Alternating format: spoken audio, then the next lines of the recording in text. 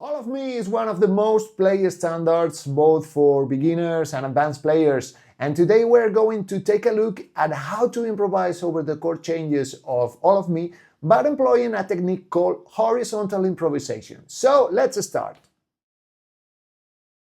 The first thing would be to check at the harmony of the tune. Actually, it's in C major, and we are going to analyze very quickly what happened in the first 16 bars of the progression. We have first degree, moving to E7th, moving to A7th, moving to D7th, D minor 7th actually, moving to E7th, moving to A minor, D7th, D minor 7th, G7th, and home again.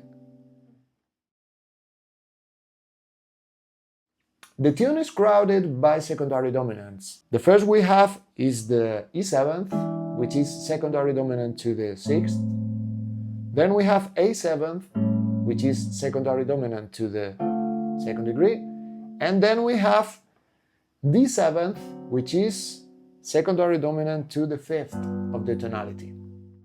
Secondary dominants are nothing more than dominant chords built on scale degrees and resolve into a diatonic chord. So you can place any dominant on top of any diatonic chord and call them a secondary dominant. You have only to be careful with the 1st degree, because the dominant is actually the 5th of the tonality, and the 7th degree, because if we place a dominant here, the F sharp, it's not going to work because it's not on the scale. So only two rules. It's built on a scale degree and resolves to a diatonic chord.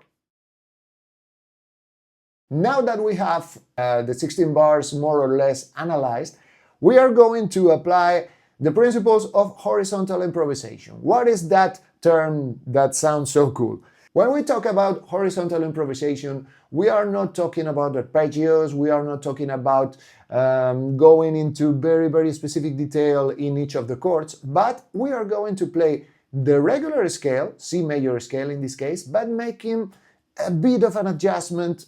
This is just a reminder, 90% of the people that watch my videos are not subscribers, so please don't be one of them. Click on the button and subscribe. Thank you. Now it's time to discover what those chords are adding to the original harmony, because secondary dominants, if we don't want to go into much detail, they only add notes to the original harmony, allowing us to expand our colors and make it more meaningful, the progressions, because they are not just moving from one regular diatonic chord to the next.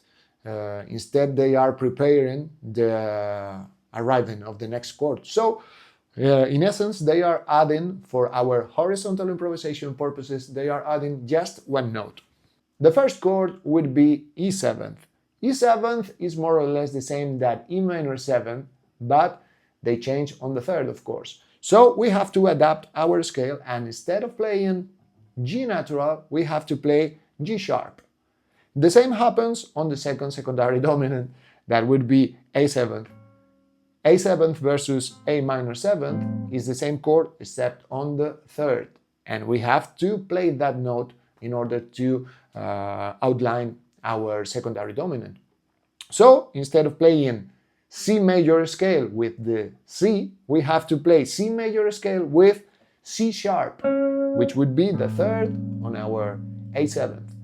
And finally, the next chord that we have, the secondary dominant, it would be D7th, and D7th versus D minor 7, exactly the same. Instead of having F natural, we have F sharp. Now it's time to play over the progression, changing notes only when necessary.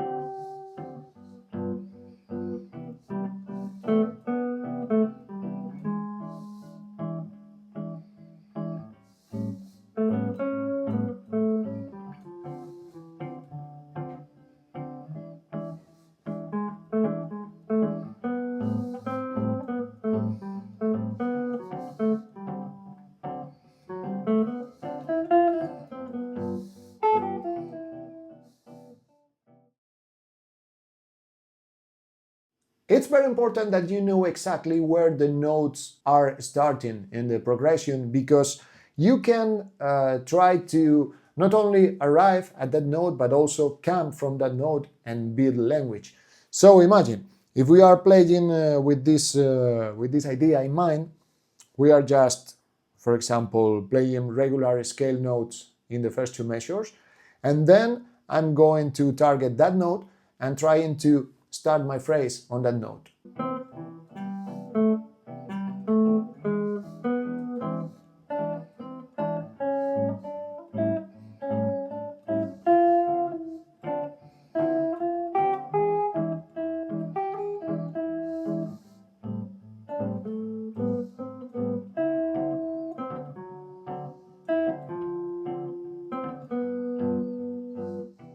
Thank you very much for watching. Hope you enjoyed this video. Remember, you got all the PDFs available on my website for free, so check them. See you in the next chapter.